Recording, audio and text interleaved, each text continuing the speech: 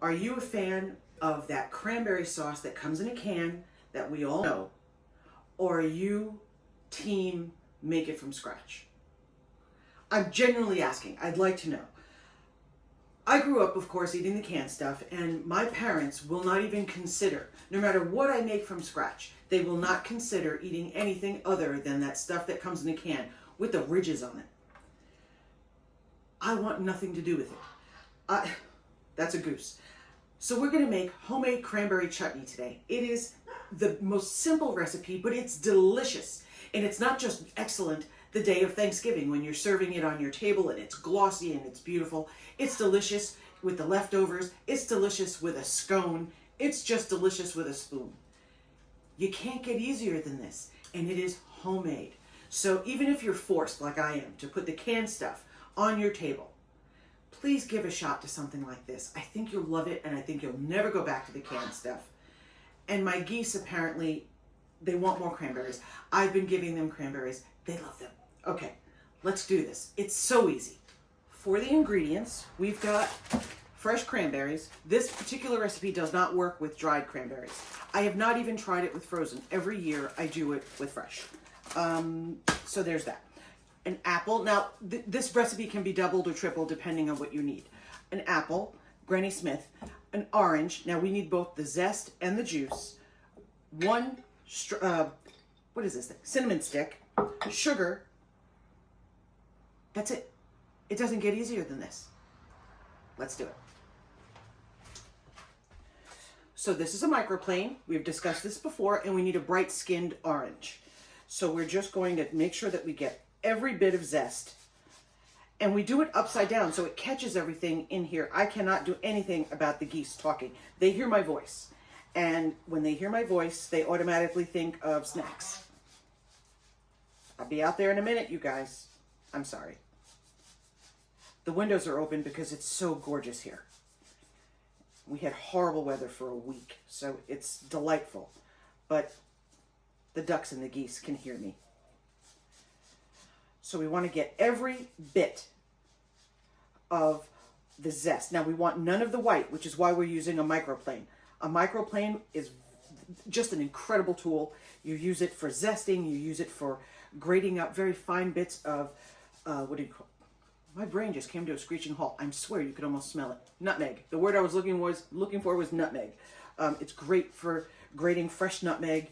It's just a great tool. Okay, I want every little bit.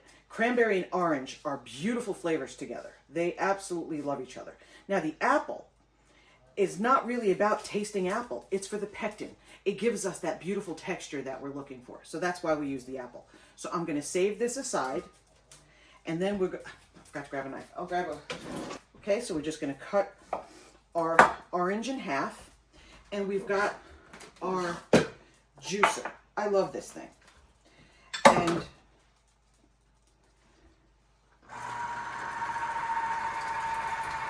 this particular juicer gets everything. And I mean, it leaves nothing. We had a different juicer we were using for the longest time. And we can't believe the difference. Who makes this? Smeg. It's super cute, but I don't really care how cute it is. I care how well it works. And this stuff works. This thing is the best juicer we've ever had. No relation. They don't even know I exist. Okay, so now we've got our juice. We'll let that keep dripping. And to our pan, we're going to add our cranberries and our juice.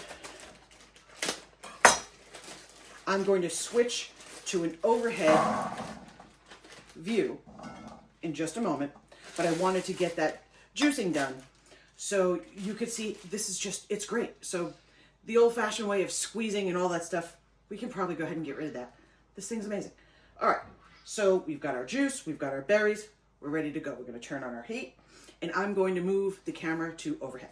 We've got our cranberries in the pot, and we're going to add our orange juice. We're going to let this go until we start to hear the berries pop. We've got a cup of sugar, and we're just going to chop up, while we're waiting, our apples. I'm hoping you can hear it. The cranberries just start to burst.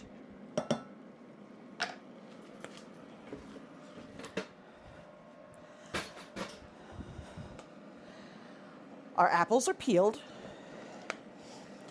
and they're cut nice and small. Whoa! Every year that happens. That's okay. I'll grab them. Okay, we want to make sure that as many as possible burst before we go on to the next step. We make sure there's all the orange juice used up. Be careful because they do spit a little bit and it's hot.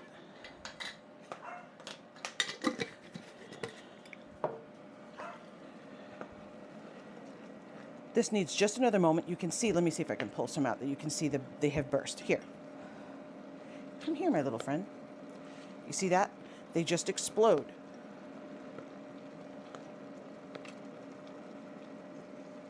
See? And they start to release their juices, so now we have cranberry and orange juice in here. We add our apples.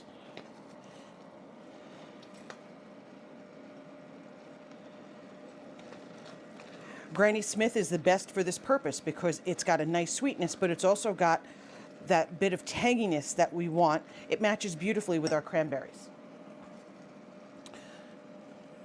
1 cup of sugar. Now I am using natural cane sugar. We drop in our cinnamon stick and our orange zest. Right at the end, this is going to cook now for about 12 minutes or so. And it's not going to be on high. In fact, I'm going to lower that. And we're going to just let this go, and it's going to cook down into the most beautiful, shiny, delicious chutney. And we're going to add just a tiny little bit of salt. Literally a pinch. It enhances the flavors that we already have. It will not read as salt. The same reason why you always find that there's a little bit of salt in even a cake or cookies. For the same reason. It emboldens the flavors that you're already using. Without it, you would notice it missing.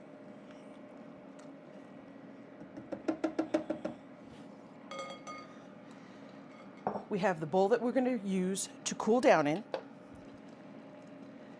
And we're going to let this simmer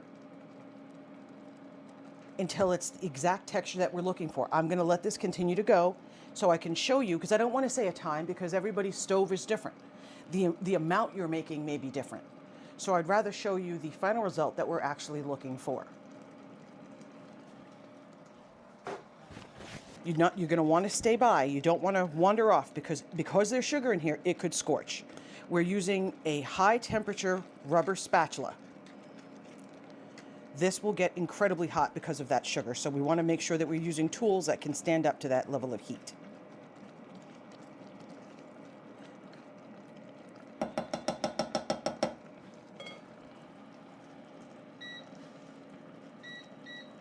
Okay, I've got it on half power, so that would be, I guess, a medium on a regular stove. This is one of those induction cooktops that I haven't decided how I feel about it yet, but it works for shooting video. I'm not entirely sure I'd want it for my main cooktop, though, to be perfectly honest with you. Want to make sure we scrape down the sides.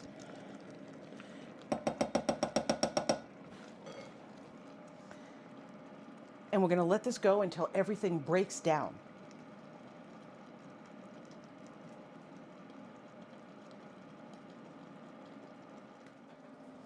If you should find that you are thickening before your apples have softened to the degree that we want, that's when we add a bit more orange juice. If you don't have any more orange juice, you could add a bit of water, but orange juice is definitely the better of the two. So I always make sure I have 2 oranges. And you see how this is coming together. It's becoming almost like a jam. So the cranberries are almost there. There's a few left that are whole. They're going to cook down. These apples are going to get beautifully soft. And then we're going to squish with a potato masher just to make sure we get exactly what we're looking for. We're going to turn the temperature down some more.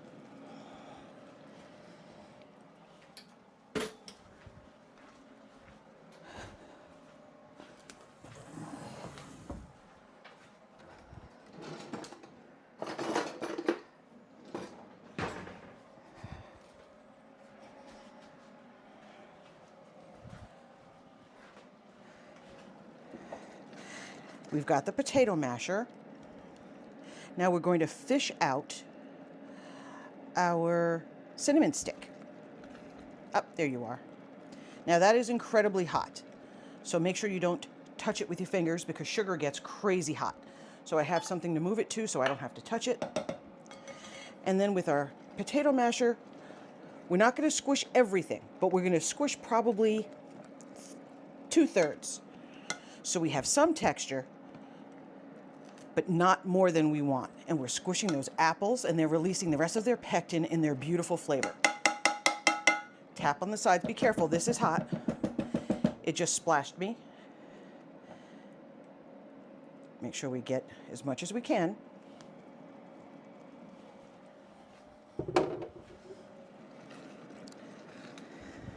Beautiful. It takes on this beautiful glowing ruby color. The flavor is just divine.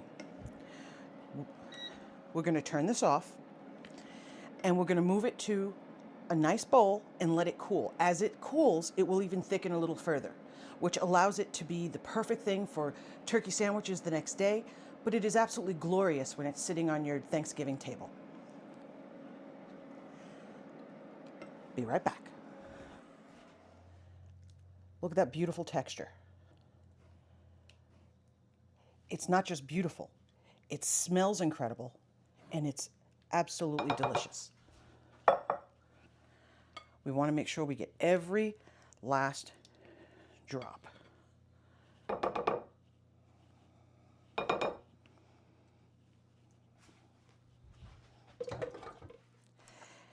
The texture is incredible. It thickens as it cools. It's bright flavor because it's all fresh. And somehow, no matter how much I make, it's never enough because it's so delicious even the next day. As I said, it's delicious with scones, with biscuits, with pancakes, with all sorts of things. If by chance you have some left over, there's so many great things to do with it. You can make this in advance. I would make this, Thanksgiving falls on a Thursday. I often make this on the Monday, Tuesday at the latest. That way it can sit, it's done, it's crossed off the list. Can't beat it. That can has nothing on this at all. I hope you give it a try. I hope you love it. Oh God.